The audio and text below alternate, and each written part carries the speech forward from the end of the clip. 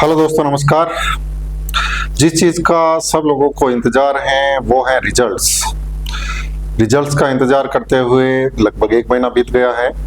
Screen के पीछे आप जो ट्वीट देख रहे हैं ट्विटर का, वो है बोर्ड के chairman major general Alok Raj का।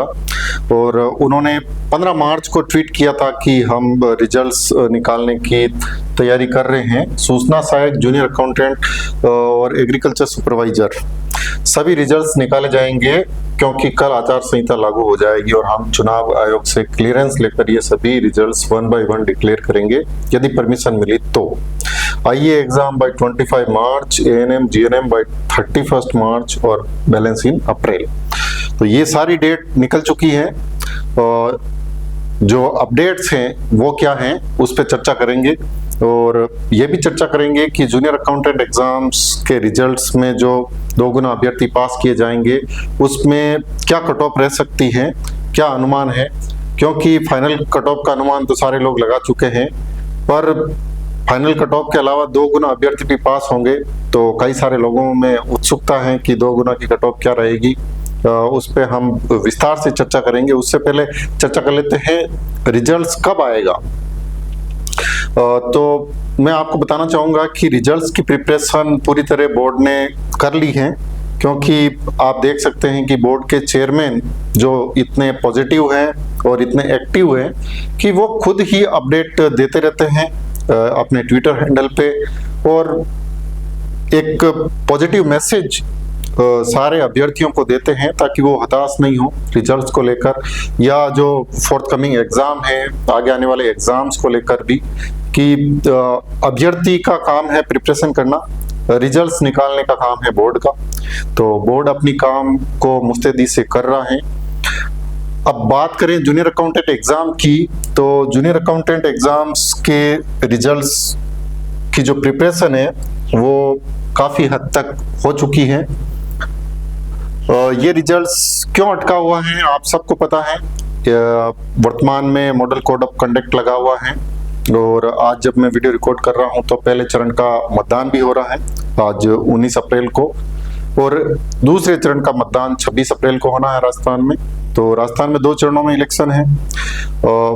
पूरी संभावना है कि ये 2 चरण कंप्लीट होते ही, चूंकि फाइल ऑलरेडी इलेक्शन कमीशन के पास पड़ी है परमिशन के लिए, और अभी जब इलेक्शन चल रहा है तो इलेक्शन कमीशन इस प्रकार की चीजों पे ज्यादा ध्यान नहीं दे पाता है बिजी होने के कारण, क्योंकि इस समय सारा सरकार का सिस्टम इलेक्शन कमीशन के अंडर काम कर रहा है।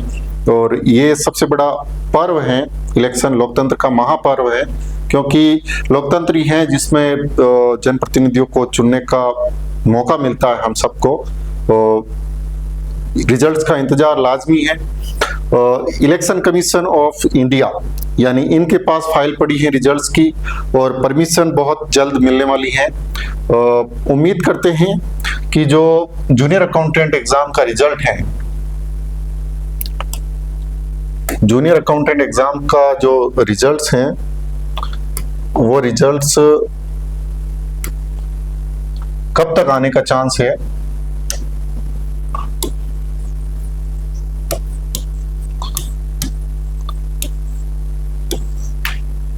जूनियर अकाउंटेंट एग्जाम का रिजल्ट्स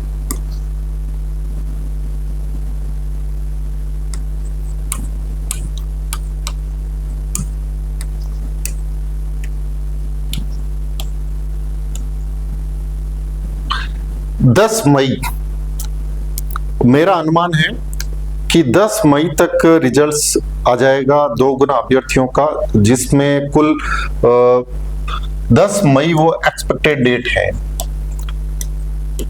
लगभग अगर परमिशन मिल गई समय पर तो 10 मई 2024 तक इस एग्जाम का रिजल्ट्स आ जाएगा और 10,776 अभ्यर्थियों को पास किया जाएगा। 10,776 अभ्यर्थी इस एग्जाम में पास किए जाएंगे।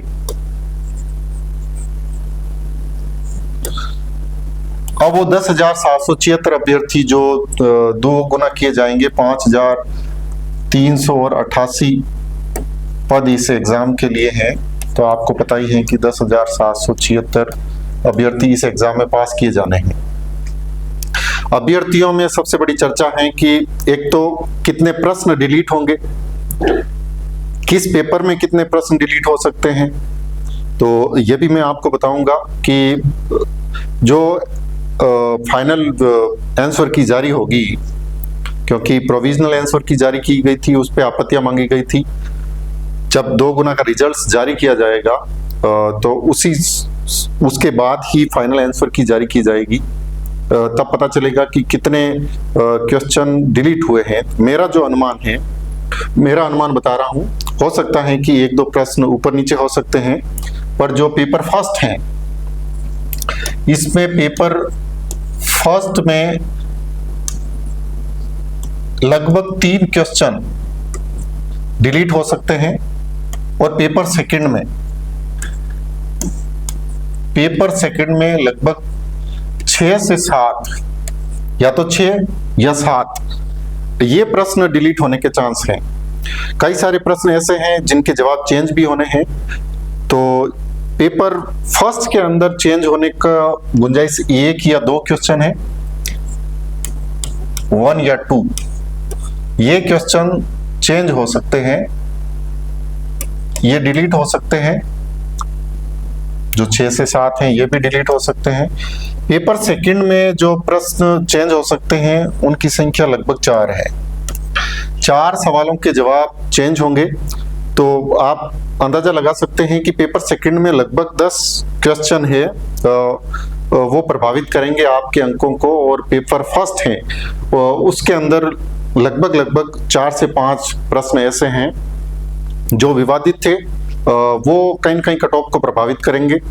अब जो 2 गुना कैंडिडेट की कट ऑफ मार्क्स हैं, वो कट ऑफ मार्क्स अंदाजन कितनी हो सकती हैं, तो इसमें कोई perfect cut off marks point two point तो कोई नहीं बता सकता है। फिर भी अपन ने जो फाइनल कट ऑफ मार्क्स बताई थी उसके आधार पे अपन प्रयास करते हैं एक कि क्या कट ऑफ मार्क्स 2 गुना अभ्यर्थियों के लिए रह सकती हैं। तो बात करें सबसे पहले जनरल कैटेगरी की।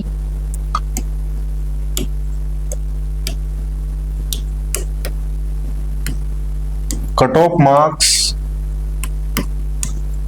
सबसे इंपॉर्टेंट यही चीज है, क्योंकि इसी को लेकर सारे अभ्यर्थी उत्साहित है कि क्या कट ऑफ मार्क्स रह सकती है। जूनियर अकाउंटेंट एग्जाम में हम टीआरए की बात नहीं करते हैं, टीआरए की सीटें काफी कम है, तो उसमें सेलेक्ट होने वाले कैंडिडेट भी वैसे कम है।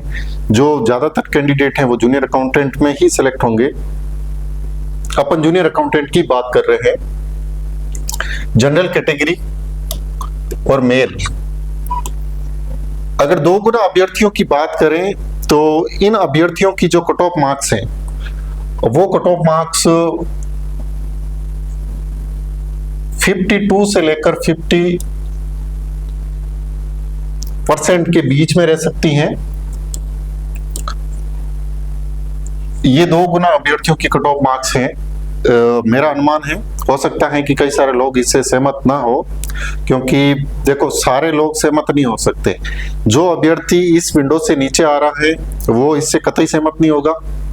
अब जो इससे ऊपर आ रहा है हो सकता वो भी नहीं हो, क्योंकि कई सारे लोग हैं जो 60+ हैं, तो उनको ऐसा लगता है कि कट ऑफ बहुत ज्यादा जाएगी। जिनके बहुत कम है उनको ऐसा लगता है कि बहुत ज्यादा ही कम जाएगी, तो ऐसा नहीं है। देखो अभ्यर्थी 63,000 और 500 कैंडिडेट लगभग इस एग्जाम में अपीयर हुए हैं। इन 63,500 कैंडिडेट में से कितने कैंडिडेट लेने हैं? 10,776। अगर 2 गुना की बात करें तो अब पास तो 10,776 ही होने हैं, इससे ज्यादा पास नहीं हो सकते हैं। तो कट ऑफ का अनुमान है वो यही है। जनरल फीमेल की जो कट ऑफ है वो लगभग 40 से 42% ये रह सकती है। अब इसका अगर अपन मीन मान ले, बीच की जो कट ऑफ है, क्योंकि जो विंडो का गैप है वो ज्यादा नहीं रहेगा, इसलिए मैंने सबसे छोटा क्लोज गैप में इसको रखा है। 51%, ये 41 के लगभग आ रहा है। 41%, 51%। अब बात करें ईडब्ल्यूएस की।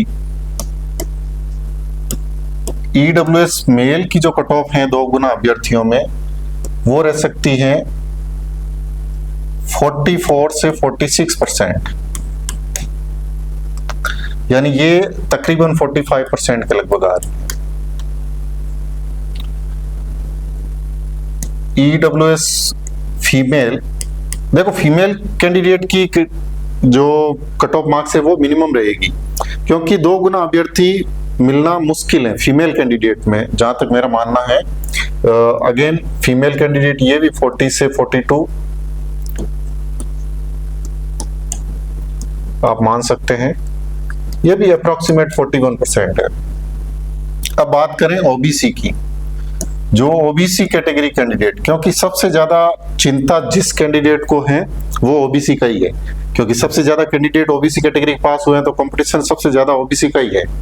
अब ओबीसी मेल कैटेगरी की जो कैंडिडेट है उनकी जो डबल में कट ऑफ मार्क्स जा सकती हैं, वो कट ऑफ मार्क्स हैं लगभग 48 से 50 के बीच में, और इसका अगर आप मीन निकालें तो 49%।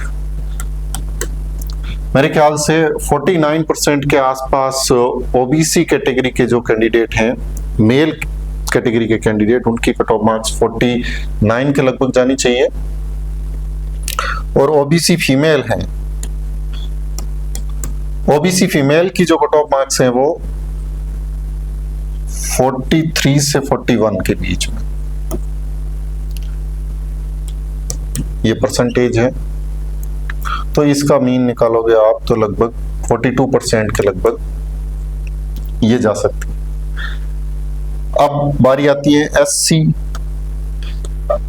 एससी मेल कैंडिडेट की जो कट ऑफ मार्क्स हैं वो 42 से 44% के बीच में जा सकती हैं। अगर आप इसका रेशियो निकालोगे तो 43 के लगभग आएगा। एससी फीमेल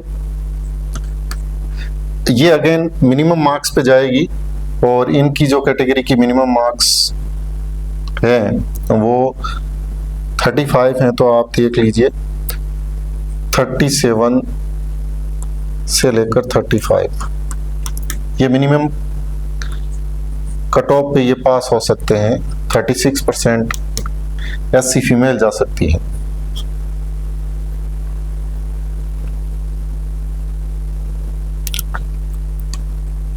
एसटी के कैंडिडेट जो मेल है, एसटी मेल, इनकी कट ऑफ भी 40 से 42, जो अप्रोक्सीमेट एवरेज स्कोर है वो 41% के लगभग। एसटी मेल की, एसटी फीमेल की ये तकरीबन एससी फीमेल के बराबर ही जा सकती है, वही 36% मार्क्स के लगभग। अब जो कैटेगरी बची है उसमें एक तो कैटेगरी है एमबीसी की। मैंने जब पिछला वीडियो बनाया था तो कुछ साथी नाराज हो गए थे कि आपने एमबीसी की कट ऑफ नहीं बताई। एमबीसी की जो कट ऑफ है वो एमबीसी मेल की कट ऑफ 44 से 46%, एग्रीगेट लगभग 45% मार्क्स जा सकती है। एमबीसी फीमेल कैटेगरी की जो कट ऑफ मार्क्स हैं वो कट ऑफ मार्क्स 40% के अराउंड इनकी भी जा सकती हैं। अब है एमई कैटेगरी। सबसे बड़ा सवाल एमई कैटेगरी का ही है। एमई कैटेगरी के कैंडिडेट, क्योंकि जो 2013 और 18 की भर्ती थी वो अभ्यर्थी इस एग्जाम में बैठे हैं। इसमें कुछ फैक्ट्स हैं जिसके आधार पे हम अनुमान लगा सकते हैं, और उसका रीजन भी है कि इनकी कट ऑफ मार्क्स इतनी कम क्यों जाएगी। क्योंकि देखो लगभग 9000 कैंडिडेट थे जो एमई कैटेगरी में पास हुए थे। ये जो 9000 पर्सन थे जो कहीं कहीं मंत्रालय कर्मचारी हैं जिनको एमई कैटेगरी का कोटा मिला है, और एमई कैटेगरी की जो कट ऑफ है वो कट ऑफ है आपकी 42 से लेकर 44%। इसको नीचे लिख देता हूं मैं, ये 43% के आसपास जाना चाहिए। यानी एमई कैटेगरी का जो कैंडिडेट 43% ला रहा है वो 2 गुना अभ्यर्थियों में शामिल हो सकता है, उसके पूरे चांस है। ये एक अनुमान है, क्योंकि देखो कई सारे लोग ऐसे कहते हैं कि आप झूठे दावा करते हैं और अभ्यर्थियों को भ्रमित करते हैं, कई सारे अभ्यर्थी नाराज भी हो जाते हैं। पर कई अभ्यर्थियों की ये डिमांड रहती है कि आप सर कट ऑफ बताओ, और इसलिए मैंने कई दिनों बाद इस पे वीडियो बनाया है। वैसे मेरी इच्छा नहीं थी, पर कई लोगों ने कहा, उसके बाद ये वीडियो बनाया है कि जो 2 गुना अभ्यर्थी 10,776 अभ्यर्थी पास होने वाले हैं, और रिजल्ट्स की पूरी उम्मीद है कि वो 10 मई तक जारी हो जाना चाहिए। जैसे ही ये चुनाव प्रक्रिया समाप्त होगी 26 अप्रैल को राजस्थान में, उसके बाद में जितनी भी इलेक्शन से संबंधित कार्य थे वो लगभग संपूर्ण हो जाएंगे। उसके बाद में जो मतपेटियां हैं उनकी स्ट्रांग रूम में रखना, और वो सब काम एक लिमिटेड दायरे में सिमट जाता है। अभी जब इलेक्शन होता है उससे पहले खूब सारे काम चलते रहते हैं कमीशन में। हम उम्मीद करते हैं कि जल्द ही परमिशन मिल जाएगी, क्योंकि आरपीएससी चूंकि कॉन्स्टिट्यूशनल बॉडी है तो उसको ऑलरेडी एमसीसी में परमिशन मिल रखी है, तो आरपीएससी के लिए कोई दिक्कत नहीं है।